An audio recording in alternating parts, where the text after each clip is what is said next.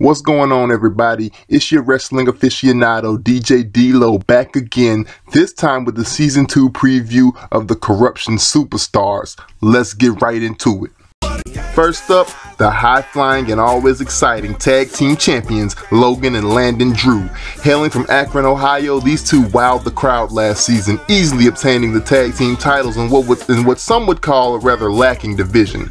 My question though is this: can they keep up their momentum through the second season? As the Corruption roster grows, the tag team division will follow suit, and holding on to those titles will get tougher and tougher. I do see both of them breaking out and becoming stars in their own right, as they're both very skilled. However, a connection with the fans is crucial and can take you from being a star to a superstar. I look forward to watching both of them attempt to rise up. Next up, the mysterious, maniacal, misguided, the self-proclaimed maestro of malevolence, Solomon Bordeaux. Creepy is the word here. Solomon claims he will save the Corruption brand of, well, corruption and filth with his, in my opinion, backwards way of preaching the gospel. Rumor has it that when he signed his contract, he sent a representative to the meeting because he felt the Corruption board was full of what he called miscreants and refused to be in the same room with them. I feel sorry for whoever has to step in the ring with the Gator, Solomon Bordeaux.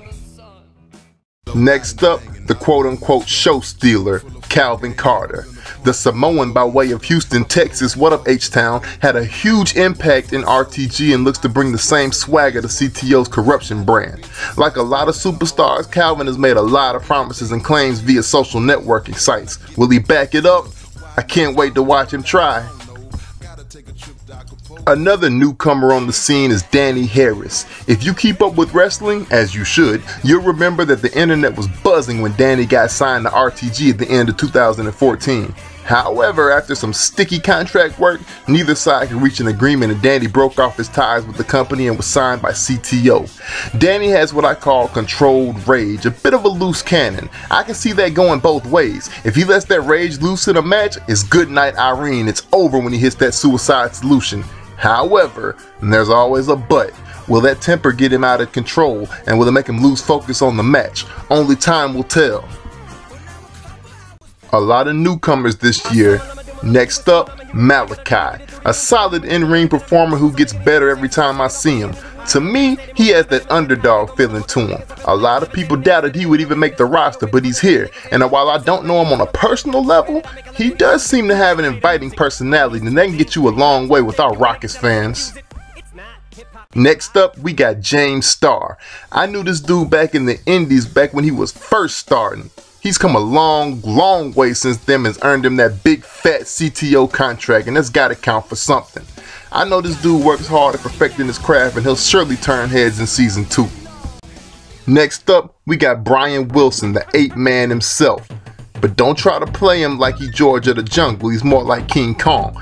Dude made quite a name for himself in the indies, so it's only natural he would take his talents to the big time that is CTO. I definitely see a few title reigns and a lot of great matches in this dude's future.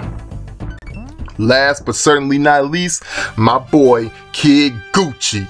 I know what you're thinking, like DLo, didn't he get fired? And yes he did, but with that said, that started a torrential downpour of rumors. I heard Angel Warren mention she saw him in the Corruption headquarters, while Kama Sutra, our wonderful CEO, has remained hush-mouthed about the situation.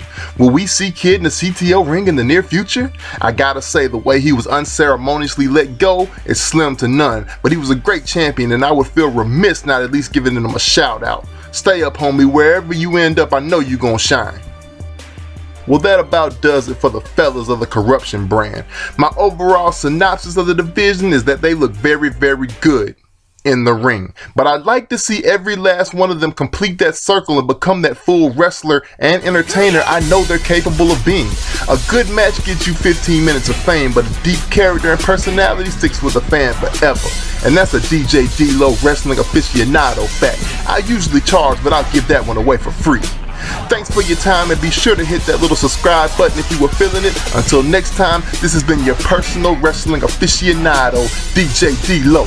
Peace!